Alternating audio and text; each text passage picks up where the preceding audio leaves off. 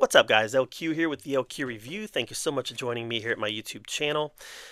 It's time to do our annual rankings. I actually should have done it already, but I took some time off for the holidays. So we're going to do I'm going to rank every TV show that I watched from worst to best. Now, the rules here. The rules here are that to make this ranking, I had to have watched every single episode. So if I only watched one episode of a season or two episodes and then stopped, it doesn't count. Every episode had to have been watched. If I didn't watch every episode, then it doesn't count. It doesn't make the ranking. All right. So these are the shows that I watched every episode of, worst to best. And I'm going to rapid fire through these because there's 49 of them. All right. Number 49, Megamind Rules Season 1. I didn't hate the second Megamind movie that came out. I didn't like it either. I would go negative on that movie, but I didn't hate it. So I watched the show, binged it in a few hours. It wasn't very long, and felt really bad afterwards because I realized I wasted a lot of time because the show was terrible. Number 48 is Love Island America Season 6. I'm kind of a sucker for dating games. I heard that this was good. I watched Love Island Games, I think is what it's called. But I liked it enough, so I watched Love Island Season 6 when it came out, and I won't be watching it again. So it just wasn't very good. Number 47, Star Wars The Acolyte Season 1. And, well, Star Wars The Acolyte, there won't be a Season 2. This was terrible. This was terrible. This was bottom of the barrel Star Wars storytelling, and it made me like Star Wars less as a whole. So, not good. All right, number 46, Lord of the Rings, Rings of Power, Season 2. I hated the first season, and I was late to this one, and I had people tell me that Season 2 was better than Season 1. Yeah, it's probably true. It's still garbage. All right, number 45, Evil Lives Here, Season 15. I'm a sucker for those true crime documentary series.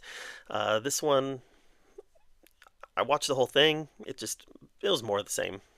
All right, number 44, The Great Christmas Light Fight Season 12.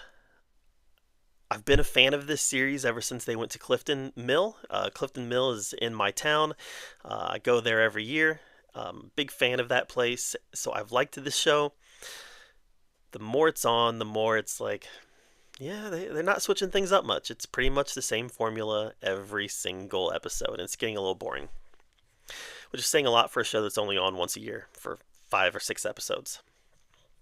All right, number 43, The Real Murders on Elm Street Season 1.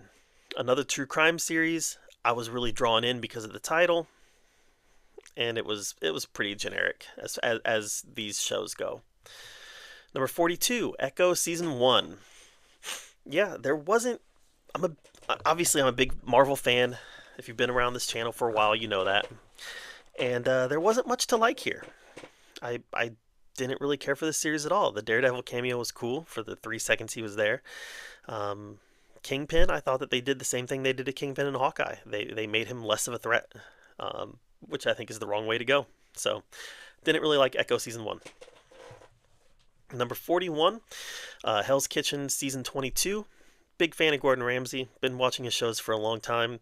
And this one just kind of felt a little dull to me. So, yeah, it was what it was.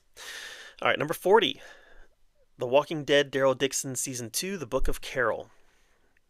Out of all the Walking Dead spin-offs, I thought that I would like Daryl Dixon the most, and I like it the least. I think that he works best as a supporting character. I don't think that there's much story here to tell, and they keep trying to milk story out of it. And this season I thought would be a huge upgrade because it's bringing Carol in, and it just wasn't. It was, I would put it about the same as Season 1. Maybe slightly better, but not much.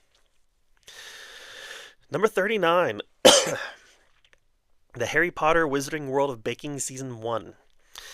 Again, Gordon Ramsay fan. I like cooking shows to some degree. This one doesn't have Gordon Ramsay in it, but it does have Harry Potter themes. which obviously I do like Harry Potter a lot. They did have a lot of guest stars from the Harry Potter movies, which made it more fun and is probably why it's this high in the ranking. But lots of these cakes that they made, I was like, is that really a cake? I don't know if that's edible. So I mean, it was okay. It was okay as far as baking shows go. Number 38, That 90s Show Part 3. Big fan of that 70s show. I liked season 1 of That 90s Show. And I liked Part 2 and Part 3. It just Part 3 felt like I think we've done everything we can do. And when I heard that they didn't renew it, I didn't care because I really felt like, okay, they've done everything they can do here. Especially since the original cast doesn't really want to come back. There were some cameos here and there in season 1. Parts 2 and 3 had much fewer cameos, and I think Cobra Kai does it right, where the original characters are just as important as the new characters, and that just wasn't the case here. All right, 37 is Knuckles Season 1. Knuckles just wasn't in it enough. Like, I watched the show for Knuckles, and I ended up getting a side character from the movies. Yeah, I didn't really care for this show. Number 36, excuse me, Ted Season 1. This is the first show that I don't know that I'd go negative on it. I really wouldn't go positive on it either. I think Ted works much better in a cinematic experience rather than a show. Like I said, I didn't hate it. I just thought it should have been funnier. All right, number 35, Scare Tactics Season 1. This really isn't the first season. This show was on, I think, Netflix maybe. And it got brought back, I think, on Peacock. And there were some funny moments in it. And I thought it was effective. Again, not really something I'd go positive on, not really negative either. All right, I would go slightly positive on the next one, Terminator Zero Season 1. And I know a lot of people love this. I saw, when this came out, I saw a lot of the fan communities just raving about this. And I understand why. It was a good story, and it was a new spin on the Terminator mythology that I thought was very effective. I'm just not a fan of anime. I'm not. I have a really difficult time getting into it. Very few exceptions, and this just wasn't one of them. I watched the whole thing, but it just, like I said, I'd go slightly positive on it. I just have a hard time with anime. I don't know. All right, let's move on. Number 33, Monarch Legacy of Monsters Season 1. Kind of the same thing as some of the other shows on this list. It was good, but I wanted more Godzilla. I wanted more Kong. I wanted more Titans. And the characters that we had, I just wasn't invested in them enough. And the time jumping, I wasn't really a fan of that either. I wanted more out of this than we got. And like I said, I go slightly positive on it, but I didn't rave about it like a lot of people did. A lot of people love this, and I just thought it was okay. I will watch season 2 when it comes out, though. All right, number 32, What If Season 3. I haven't really loved any of the What If seasons, and I kind of feel the same way about this one. Slightly positive because it's Marvel and it had some good episodes. I especially liked the Red Guardian episode, but there just isn't enough here for me to get excited about. So if this is the last season of What If, I'm not gonna miss it. It just, and again, I know a lot of people loved it. It just didn't work for me. Number 31, Expedition Bigfoot Season 5. I was a huge fan of the first couple seasons of this show. I loved it. And the more we progress, the more it becomes just another Finding Bigfoot show where, we know they're going to walk out in the woods and we know they're not going to find anything. And the first season just was really entertaining because they took a new approach. And that new approach has become more and more, less and less. The new approach has become less and less interesting as we progress. And I know that season 6 comes out in a couple weeks. I will be watching season 6, but this has been um, a sliding scale of decreasing quality as this series has progressed. It's just gotten less and less interesting. So, all right. And like I said, I go slightly positive on it. I'm entertained by it. People walking around in the woods chasing down Bigfoot. Sure, I'll watch that. But it's become less and less interesting as the series has progressed. All right, number 30, Game Changer Season 1, a show that focuses on the history of video games. Yeah, count me in. I enjoyed watching this. I would go more than slightly positive on this. This was a fun show. It's not one of my top shows because there was a few episodes that I just wasn't into because I'm not into those games.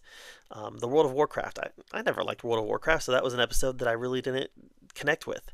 And that's the risk with having shows like this, where each episode is based on a specific IP. If you don't connect with the IP, then that episode you're going to like less. And that was how I felt about this. But the Call of Duty episode was great. The Atari episode was fun. So there's a lot to like here in Game Changers. All right, number 29. Tales of the Teenage Mutant Ninja Turtles Season 1, set in the same universe as Mutant Mayhem. I like this show. I like Mutant Mayhem. I did not love Mutant Mayhem. I did not love this show. This was a nice extension, a nice continuation of the show. Anxious to see how this can lead into the next movie. But I think the next movie's far enough off that we might get another season of this before we even get the next movie. And the next movie ended with the threat of Shredder looming, so I don't know. I think they need to get the new movie out real quick, but I don't think they will. All right. Number 28 is Jurassic World Chaos Theory Season 2. Season 1 is obviously higher on this list. Season 2 gave us some answers into Brooklyn's disappearance, and not all those answers were satisfying. And the way that it ended was very unsatisfying. Obviously, Season 3 is coming, and hopefully we'll have a more satisfying resolution to the Brooklyn debacle. But this season gave us some answers that you didn't really want, and gave us a conclusion that you definitely didn't want. So it has Chaos Theory Season 2 is lower on my list because of that. I still enjoyed it, but it's lower on my list. 27.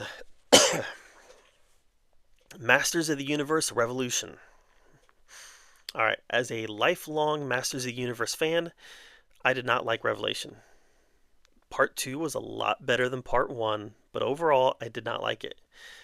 I liked Revolution, and it has me excited about what could come next. And I don't know if they're going to continue this or not. I'm starting to think they're not going to, but I at least enjoyed this season, which, it could be blasphemy for a lot of He-Man fans, but I thought it was a big improvement over Revelation. Number 26, That 90s Show Part 2.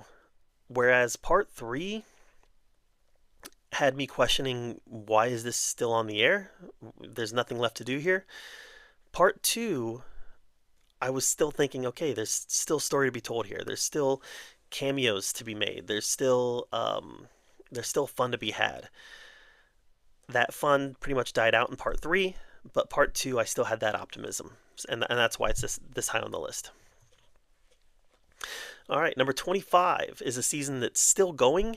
It started in 2024, it ends in 2025, but it's high on the list.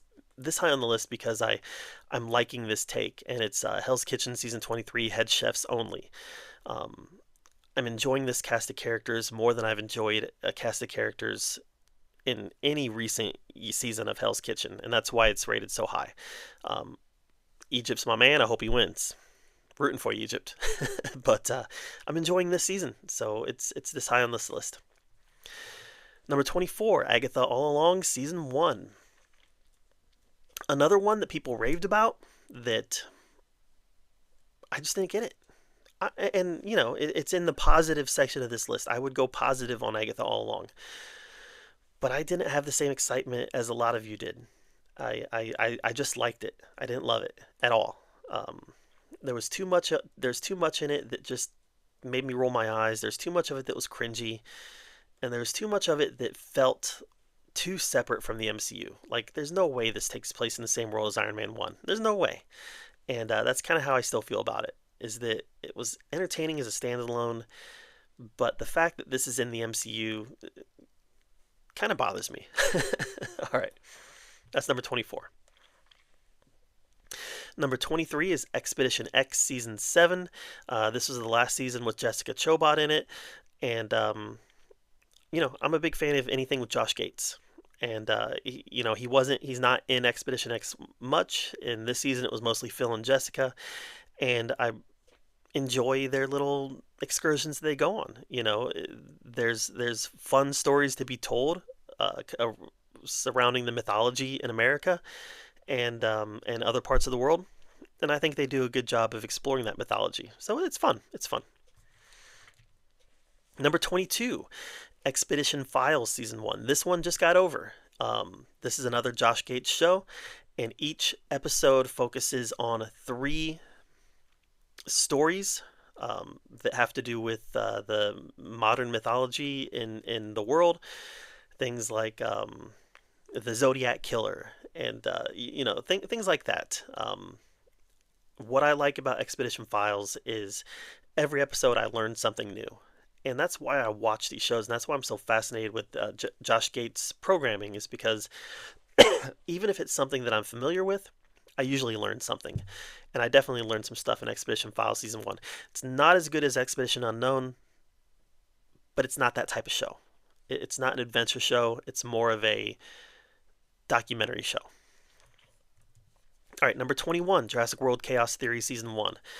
Liked it much better than Season 2. It really set up the mystery around Brooklyn's disappearance, and it really did a good job of establishing where the Camp Cretaceous kids are now several years later. Does a nice job of tying into the overall Jurassic World mythology, and I liked Season 1. It's a bummer that I didn't like Season 2 that much. So I'd go positive on Season 2, but I was definitely positive on Season 1. All right. Number 20, Expedition X Season 8. This was Heather's first season. She replaced Jessica, and I thought that it brought in some new blood, some new perspective that I thought helped the show. So she has a good dynamic with Phil, kind of the same character as Jessica, just, new perspective, new energy.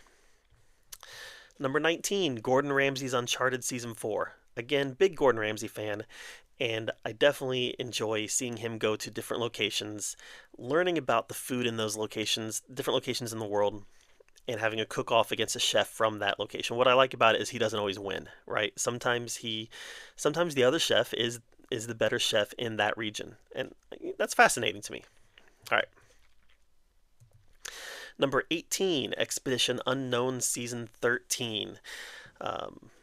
I've already talked about it. Big fan of Josh Gates. Big fan of his show. And what I dislike about it is the seasons seem to be shorter and shorter. What was this?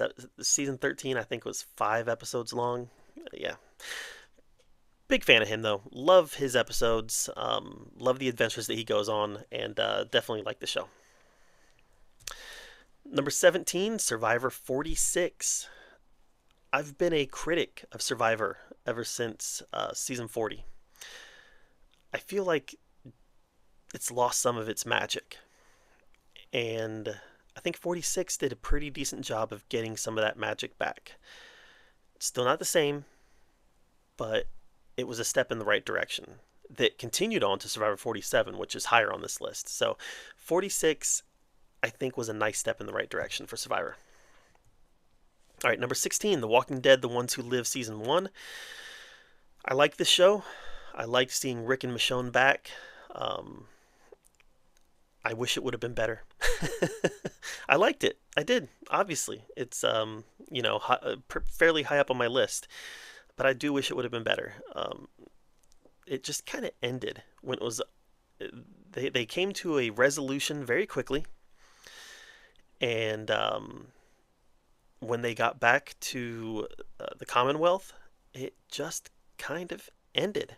We didn't see any reunions that we were wanting to see. And pretty much we just saw Rick and Michonne back with Judith. So I wanted more out of this, and I was disappointed that it was a very, very self-contained show to a fault.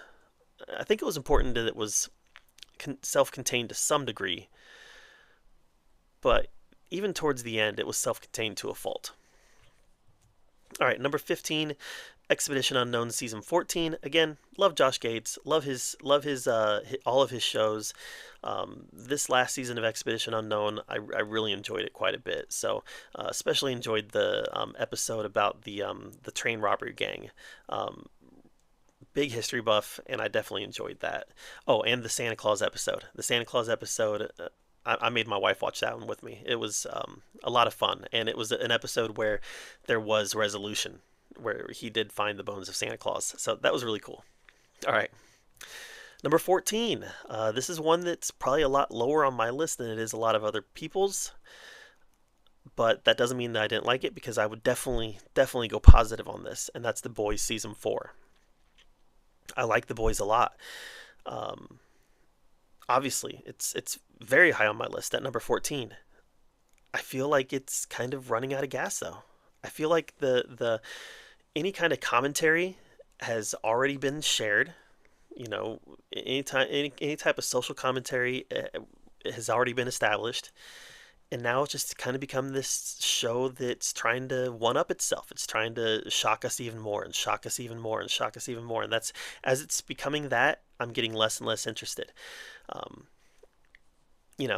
don't let the critique make you think that I didn't like it because I did. Obviously, I would go definitely go positive on this show. I just think it's running out of gas. So it's number 14. All right, number 13 is Fallout Season 1. Again, definitely liked Fallout Season 1. I think a lot of people would have it higher on the list than I do. But as someone who never watched the games or never played the games, I've never played a Fallout game in my life. I didn't have any kind of nostalgic ties to this, but that doesn't mean I didn't enjoy it. I liked it a lot. And yeah, I can't wait for season 2 because I really think it was a very well told story in an apocalyptic world that showed us something new. You know, we get these apocalyptic stories all the time now, and showing us something new is difficult, and I think this show did a pretty good job of doing that. All right. Number 12 is Survivor 47, the most recent season of Survivor. I feel like we are closer to Survivor than we have actual Survivor than we have been since before season 40, and that's a good thing. These players were gamers. They came to play. As much as Andy annoyed me, he came to play. Sam was a great character. Teeny was great, even though she rubbed me the wrong way towards the end of the season. She was great. We had a good winner, you know, Rachel, someone who was a keen player and played hard and won challenges. Strategic player. So I feel like we're close to where Survivor should be. We're not quite there yet, but this season was the best season without a doubt of the new era. All right, number 11, Cobra Kai Season 6, Part 1. I love Cobra Kai. Love it. It's one of my favorite shows on television. Obviously, it's this high on the list, and Part 1 was the weaker part. It had to kind of manufacture conflict, especially where Tori is involved. It had to manufacture some conflict, and I didn't love the idea that she left Miyagi-Do after her mom died, but it might lead to some big payoff in season 3. I don't know. We'll see. But I still love it. I love Cobra Kai so much. All right. Number 10 is The Traitors Season 2. I didn't even discover Season 1 until this year. I discovered Season 1 probably around January-ish and binged it. Loved it.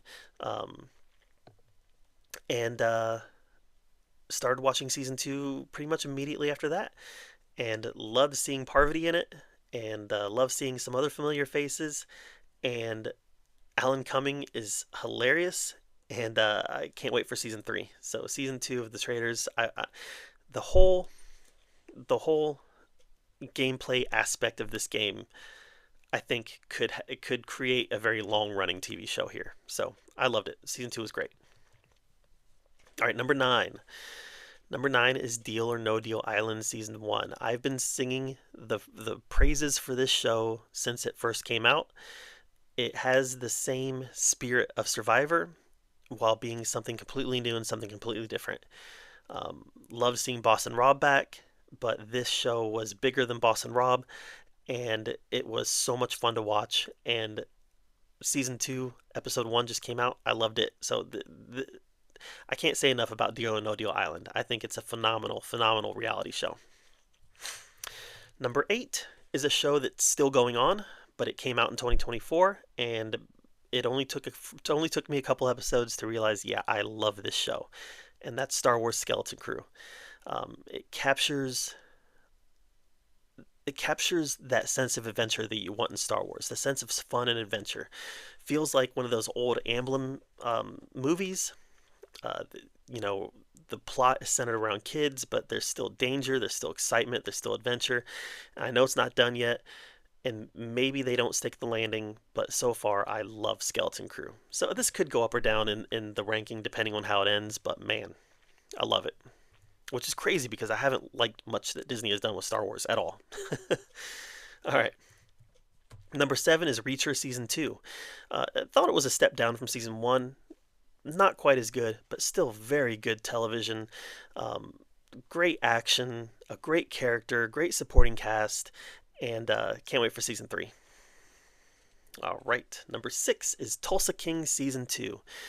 I love Sylvester Stallone, and I love this show. And season 1 was phenomenal. Season 2 was a bit of a roller coaster, up and down, where there was a good episode and then an episode I didn't like so much, then a good episode, then an episode I didn't like so much. But overall, man, I really like Tulsa King Season 2.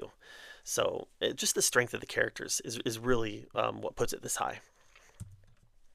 Number 5, Cobra Kai Season 6 Part 2. Much better than part 1. Had some great conflict. The return of Terry Silver, the return of John Kreese, seeing the conflict between Tori and Robbie and Tori and Miyagi-Do. A great final fight that really brought some real stakes. The Sekai Taikai was a lot of fun. A great second part, where the first part was kind of weaker when you compare it to the rest of Cobra Kai. Part 2 was a nice rebound. All right, number 4, Yellowstone Season 5, Part 2. Not as strong as the earlier seasons of Yellowstone, but still great television. Great ending, great way to tie everything together and wrap everything up. Having Casey and Beth basically give the ranch away to Rainwater, I thought was the perfect ending. And I'm really excited to see what they do next with these characters, because we know there's going to be some spin-offs, and I'm really looking forward to that. All right, number 3. Another one that's not done yet, but I'm in love with this show. And I hope that I think they're doing another season. I think they announced the season 2. But that's Creature Commandos. I'm a huge DC fan. I grew up reading DC Comics way more than I read Marvel Comics. So I have a lot of emotion tied to DC characters. To see G.I. Robot, to see Frankenstein, to see Rick Flag Sr., to see these characters, even though it's animation, to see them rendered on screen, I love it. I love it, and this show has been very strong as far as storytelling, as far as the way they depict these characters. I know there's a lot of people out there that don't like James Gunn, but as long as he tells good stories, I'm on board for his new DC universe, and so far Creature Commandos has been great. Number 2 is The Penguin Season 1. Again, I'm a DC guy, but even if I wasn't a DC guy, this is phenomenal. Penguin Season 1 was great. Kristen Milioti was phenomenal. Colin Farrell just won the Golden Globe for playing the Penguin. He was great. This show was not just a good comic book show. This was a great show. And I know that we'll see the Penguin again in the Batman Part 2. Part of me really hopes we get a second season, though, because this was great. But the best show of the year, by far, it was even much better than Penguin. This was just peak storytelling, and that's Shogun. I loved it.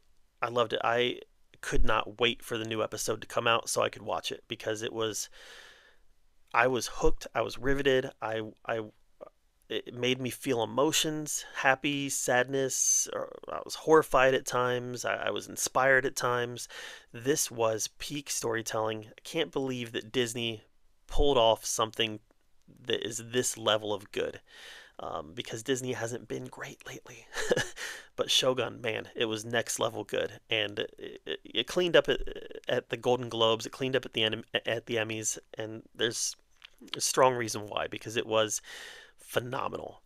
Um, Part of me hopes they don't do a season two, because this is perfect the way it is, and then part of me really hopes we get a season two, because I think there's still a story here to tell. So I love Shogun season one, and in my opinion, it's the best show of the year.